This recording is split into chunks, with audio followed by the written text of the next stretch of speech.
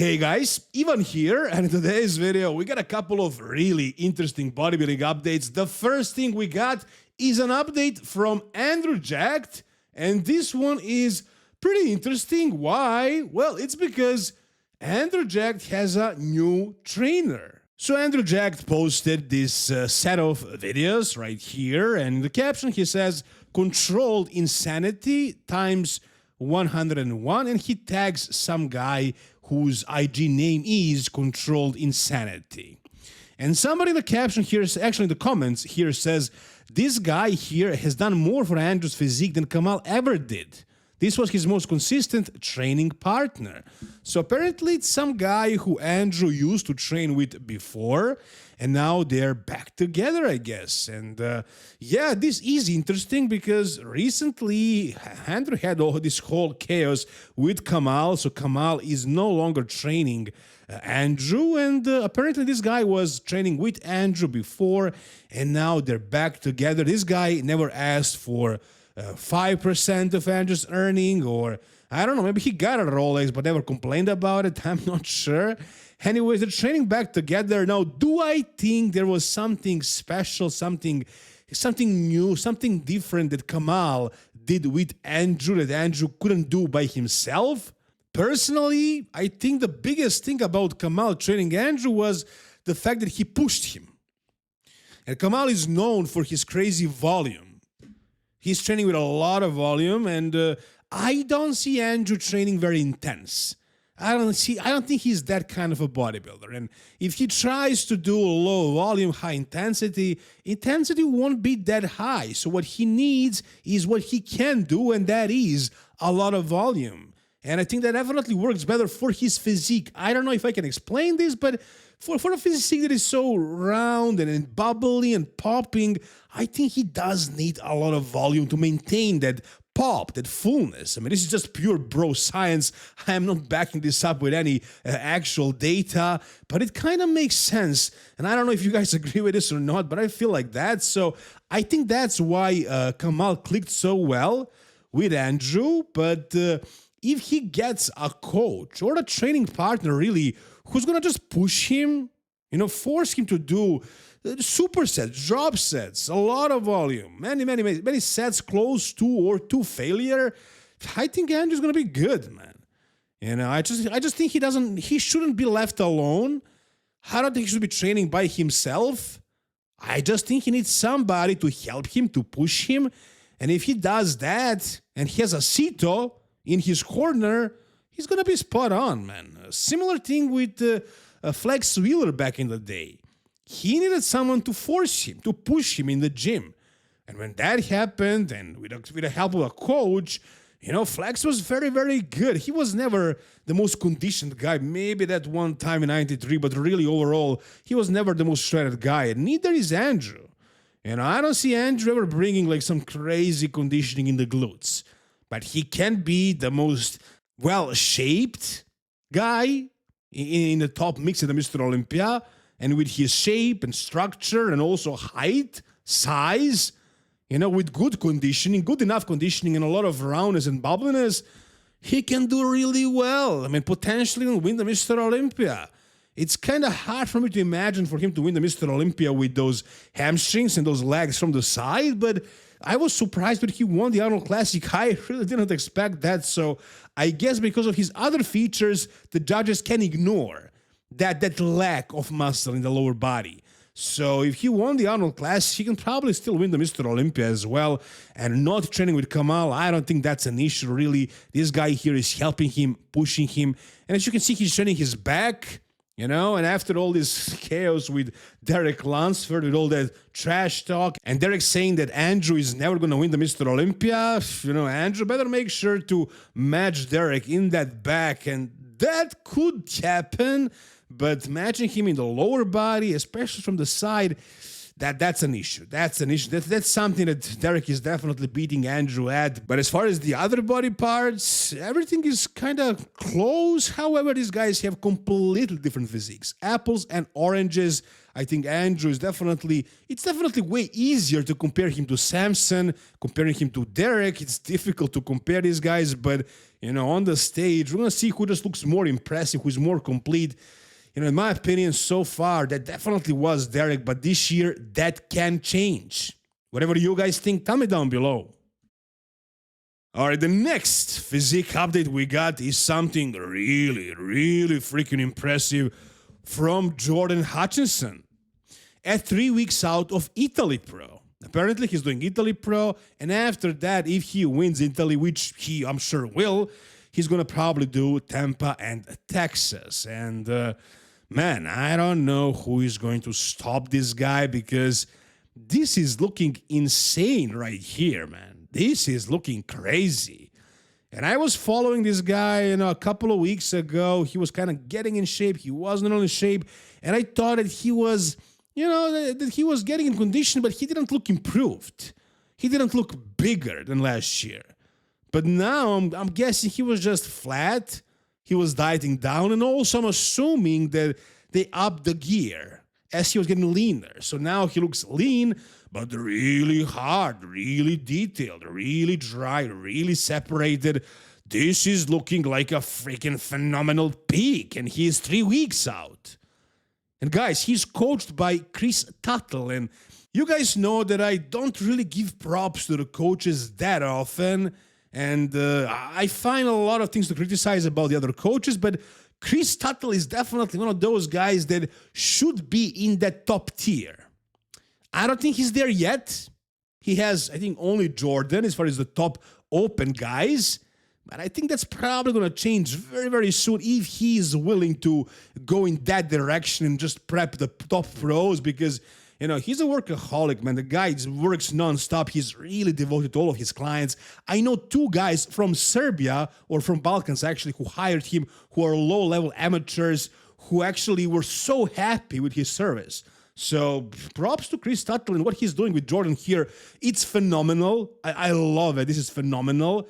And I've seen what Jordan is doing. He's doing a lot of refeeds, and he's probably pushing and then pulling back, refeeding. And again, I'm guessing that at this point, they're probably pushing gear when he's getting leaner. So in 3 more weeks, I don't know what more they can do, really. From the front, at least, he looks pretty much ready. From the back, yeah, sure, there is some wrinkly skin left in the lower glutes, but I don't know if he can get rid of that, to be honest. If he does, if he gets tight in the lower glutes and everything else gets filled out and he gets a little bit more conditioned, this is going to be insane, man. This is going to be insane. He was 12th last year at the Mr. Olympia. Where is he going to place this year? I mean, looking at this, it's hard for me to imagine this is not going to place any higher. Find a weak spot here. Find a flaw, man. I don't see any. I don't see any. The only thing that you could I don't see any. The only thing that you could have said last year was that he maybe wasn't big enough, impressive enough. But I think he improved on that as well this year. And I think in his next 3 weeks, I can see him getting sharper and drier and harder, but also probably fuller and bigger at the same time. So the end result is going to be amazing, man. I mean, it's already amazing what we're seeing right here. I can't wait to see the final package. He's winning those shows easily. I mean, as far as the Italy Pro, I don't know who else is doing that show. As far as the American shows like Tampa and Texas, that can be a challenge, but this guy right here, right now, is definitely the favorite, looking absolutely insane at 3 weeks out.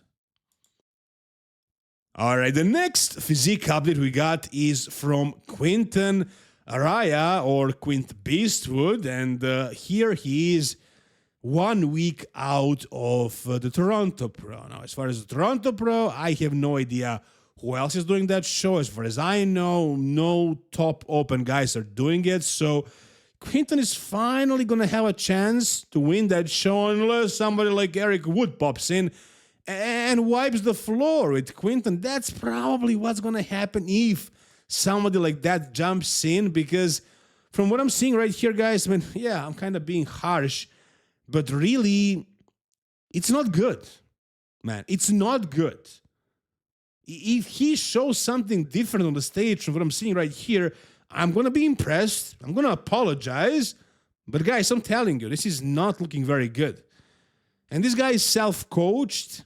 A mistake, in my opinion. Yeah, I know he was burned by Matt Jansen, and I don't know who he was coached by before, but I think he still needs a good coach, somebody who's actually going to pay a lot of attention to him, and somebody who's who knows what they're doing. I mean, yeah, I'm suggesting myself for sure, but I don't think he's going to hire me. He can hire somebody like Chris Tuttle, for example, because again, this is not looking that good. And I also don't see a ton of progress from last year. Now, maybe in a week, he's going to get drier and harder and fuller. Maybe at this point, he's depleted and watery. But, I mean, I don't see big changes from last year, conditioning-wise or size-wise, especially from behind, man. His glutes still look like they used to. Like, they're not completely peeled. They're not inside out. They're not like Jordan Hutchinson glutes. And also his back still, it looks pretty shallow. There is that gap in the center. I think he has slight scoliosis probably, so it kind of looks like that. There is a bit of a dent in the center of the back, so not a lot of density in the back, not a lot of thickness. And again, the conditioning not where it needs to be.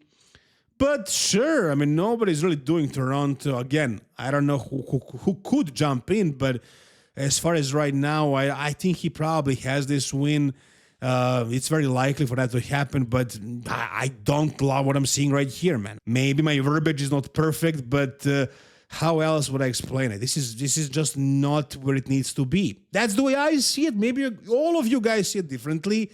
Maybe I'm wrong, but I don't think it's much different from last year, and he needs to be different from last year. He needs to fill out that frame, and he needs to come in shredded and full at the same time, which is, I'm sure, extremely complicated and maybe even impossible. Maybe he will never get better than this. But as an analyst, I'm trying to see these guys improve. I can see that Jordan definitely improved a lot, but Quinton, I'm just not seeing it. I think there is a bit of a, thigh gap happening there. I mean, his legs could be fuller and rounder, and he could be more conditioned. But again, he has a good chance of winning this show because, again, nobody is doing it. What do you guys think? Am I wrong for saying this? Do you see what I'm not seeing? If you do, feel free to correct me. Tell me down below in the comments. All right, the next thing we got is a freaking Keone Pearson, who officially turned into a ball. He looks like a freaking ball. I mean, everything is looking super round. It's insane how much size this guy is packing currently. And I saw him at the Olympia battle walking next to Derek and the other guys, and he has the same amount of size in the off-season as Derek. And he's not any shorter than him. So this is just looking insane. And the thing is, he's self-coached currently, or actually he's coached by his wife or girlfriend. And in this situation, I think he's actually coached by her. I don't think he's making a lot of his decisions. I think his girlfriend has the authority in that relationship, unlike with Samson, his wife. In that situation, I think it's Samson who makes all of his decisions, most of his decisions. But in this situation, I believe that Keone's wife is actually coaching him, and it seems like she's doing a pretty good job. I mean, or Keone is doing a good job training and doing whatever it takes because he is growing.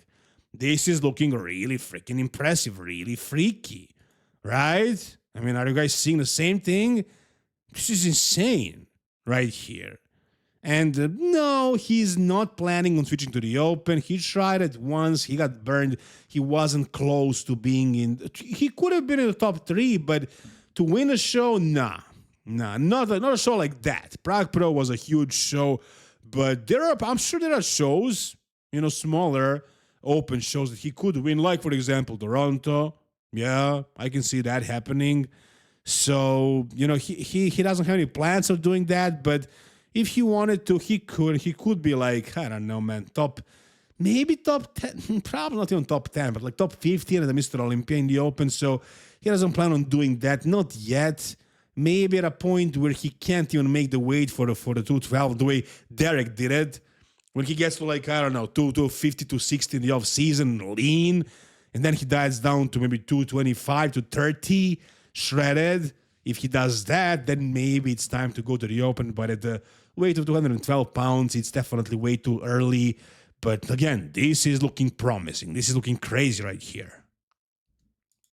Oh, and finally, we got an update from Stephane Matala, who is looking huge right now. This is looking really freaking impressive. He looks insane. He looks massive. His arms are looking crazy big. When he turns to the side, you can see that his lower body doesn't look like it's matching his upper body, but maybe just the shorts. Maybe when he actually hits the pose in the posing trunks, he actually looks much more impressive. Now, what's the issue with this guy? The issue is that he's basically, I don't know if lazy is the right word, but I don't think he's as committed as he should be to this thing if he wants to place, if he wants to get to the top echelon. And I think he can do that. I think he has the genetics, and he looks big right now, but in order to be a top open bodybuilder, you need to put on a lot more size. So he needs to, try harder, get even bigger, and his classic days are over. He's not going to go back to classics, so the only way is up. He needs to get bigger. This is not big enough to be a successful open pro, but it is impressive for sure. I mean, it's looking crazy with his shape, with his insertions, with his symmetry. This is very, very impressive. But again, to stand next to guys like Tonio Burton and Crijo and the others, it requires a lot more size. This is not on that level yet. But he got big, and again, from what I know about him, he's not very committed. He's taking bodybuilding too lightly. If this guy ever decided to go full-blown and to really give it all he's got, he definitely has that potential to be one of the top guys at one point in the future. And that's gonna do it for today's video, guys. If you enjoyed it, give it a thumbs up, subscribe to the channel for more content like this. See you soon, guys. All the best, and bye-bye.